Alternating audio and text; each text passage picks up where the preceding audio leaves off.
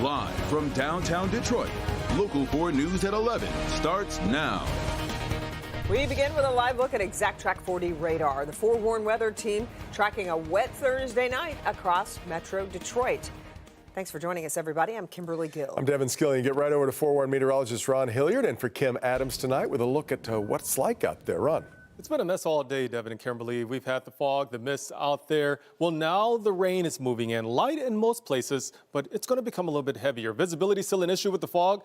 We have the visibility down to half a mile at Metro Airport in Romulus, a mile as you get into the Pontiac area, also a half mile visibility over toward Lapeer as well. So across the area, it has been just quite a messy day. I want to show you what's happening from our camera viewpoint. We have the cloud cover over downtown Detroit. Temperatures ranging from the mid to upper 30s with 39 in Detroit, 36 in Howell, 37 for Pontiac and Monroe. Well, here's a look at Exact Track 40 radar. We have the rain over our area, pretty much all of southeast Michigan, starting to see over toward US 127, the Lansing area, some snow mixing in as well, and we can see a couple of wet snowflakes. The good thing is that we do have warm ground temperature, so we're staying wet across the area, not so much concerned about seeing freezing temperatures around here. They'll stay above freezing in the mid-30s. Here is a look for what to expect for the rest of the nighttime hours. More rain moving into our area. When does it get out of here? I'll tell you about that and a look at Friday and the weekend's forecasts. Okay, thanks, Ron. Well, as the Lions roar through this incredible playoff run, DPD said it would be going after those selling counterfeit NFL gear. The smallest of Detroit's small businesses learned that in a costly way. Sean Leya live at Ford Field. He's been digging into this one. Sean? Absolutely, because Chief James White, Detroit Police, stood right here before the first playoff game here at Ford Field and said, of course, safety and security for fans would be the #1 priority. But DPD would be working with the NFL on going after people selling counterfeit NFL goods like jerseys. Tiny shop up on the west side. The owner there was shocked when he says police rolled in. This little building up on McNichols on the city's west side was the target of a raid Wednesday night that attracted Detroit police and the NFL. Supposed to come in under the circumstances. Bill Woods can show you. Come on in. What it was all about. This is Wood's shop, the D spot. He's known as Uncle Wood. This is where he sells his brand he came up with, Detroit, period. His sports section, however, is cleaned out. It's empty. They cleared everything. They took everything out the showcase. Police and the NFL were after this. Lions jerseys that look authentic. Nike swoosh, NFL patch, sewn on numbers, sewn on names, and tags. But they are not officially licensed products of the NFL. Woods gets them from a vendor. Anyone can get them from websites based in China that do not recognize U.S. trademarks. Selling counterfeit goods is illegal and costly. The gear was confiscated and Woods was handed citations. 1,000 or more each? Yes. 1, 2, 3,000. Yeah. And That's a lot of money. yes, it is. The key point is Woods does not sell these as authentics that cost about $200. And you're not trying to fool anybody. And I'm not trying to fool. They $60 jerseys, Sean. Right. $60 jersey, you know. Woods gets why he was raided, but as the smallest of small businesses, and with the image of Mayor Coleman A. Young featured right on the wall here. What would Mayor Young say about this?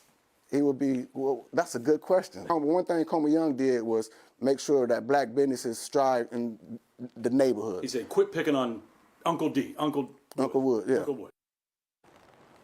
Uncle Wood, Bill Woods, inviting us in his store tonight. He says he's going to move forward trying to learn and figure out and ask people how to sell officially licensed products moving forward. He also has an interesting T-shirt shop there focused on Detroit. Looks like, guys, about one Instagram post showing some of those Lion jerseys brought police there.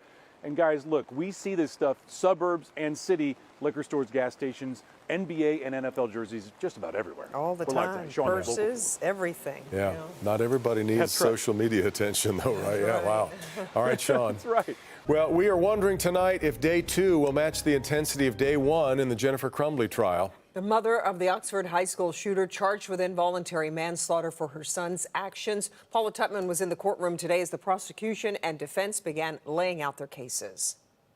It's the first day of the trial for Jennifer Crumbley, and a very tender tightrope really has to be walked because parenting isn't what is on trial as much as a parent who allowed her son to spiral out of control and did nothing, this is according to the prosecution, to stop him at critical moments that could have saved lives. Do need to warn you, some of the video you're about to see could be very disturbing.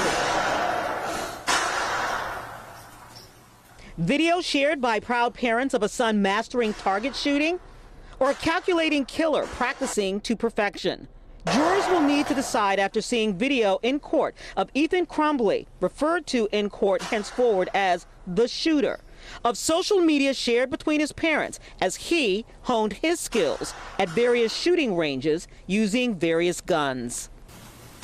Defense attorney Shannon Smith called the Oakland County prosecutor's charges of involuntary manslaughter a Band-Aid attempt to make the community feel better and hold someone else accountable for the deaths of 4 Oxford High School students, Madison Baldwin, Tate Meir, Hannah St. Juliana, and Justin Schilling, and injuring 7 others. A video that shows a victim is shown and the jury is told, and you can see themselves bracing themselves, eyes transfixed on the monitors.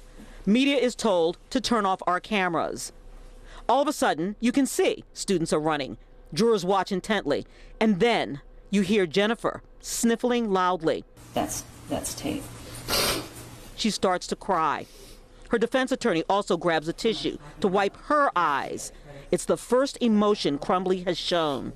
The jury is excused in an argument between prosecutor Karen McDonald and defense attorney Shannon Smith because Jennifer Crumbley is audibly sobbing, and then the defense attorney appears to sob and wipe her eyes. You instructed the prosecutors to tell our witnesses not to show emotion, and you instructed us to let our victims know. To have not just the defendant, her lawyer sit there sobbing so that I did not sob. I just want to finish, Your Honor. We're doing our best. We were not sobbing or making the scene in any way. All my eye makeup's still on. I checked my camera. Trial continues tomorrow. By the way, the defense attorney, Jennifer Crumbley's attorney, says she will be taking the stand to testify in her own defense. Paula Tutman, Local 4. Okay, Paula, we'll be streaming the trial every day on Local 4 Plus, and click on Detroit.com with live reports from the courthouse and expert analysis. You can find Local 4 Plus anywhere you get your streaming channels, such as Netflix or Hulu. A day after a woman's family files a lawsuit in her death, their attorney is hoping you can help in their case. We're talking about Janice Bower, who was hit and killed by a DDOT bus driver, Geraldine Johnson, back in June. It happened downtown at the crosswalk at Congress and Griswold. Video release shows a passenger getting off the bus moments after the accident. The family's attorney is hoping you can help figure out who that is to help clear up some unanswered questions. Immediately, the passenger departed from the bus and left the scene. Ms. Johnson did not leave the bus or check on Ms. Bower, Janice, at all. And we have no record that she even called 911. Geraldine Johnson has had 7 other crashes, including one that was fatal. The lawsuit is alleging gross negligence in hiring policies and demanding those changes, along with monetary compensation. A former Grand Rapids police officer who shot and killed Patrick Leya is heading to trial. The Michigan Court of Appeals affirmed a lower court's decision to bind over Christopher Schur for trial. A jury will now decide whether Schur is acting in self-defense during the incident. The case had been at a standstill since the Court of Appeals heard arguments back on his appeal back in September. We'll, of course, be following the case and bring you the latest. State police revealed the identity of the trooper who was hit and killed last night in Saginaw County. 39-year-old trooper Joel Popp was hit on northbound I-75 near Birch Run Road after pulling over what he suspected was a drunk driver. An 81-year-old man was driving when he hit 2 patrol cars, striking Popp, who was outside of his car. He was taken to the hospital in Flint, and that's where he died from his injuries. Popp enlisted with the state police in 2020. He's survived by his wife and a young daughter. Meyer will be moving forward with plans to build a more than 150,000 square foot store in Plymouth Township. The Planning Commission originally denied a special land use request for this location after some neighbors brought up possible traffic problems. Under the new consent agreement, road improvements must be added to the project.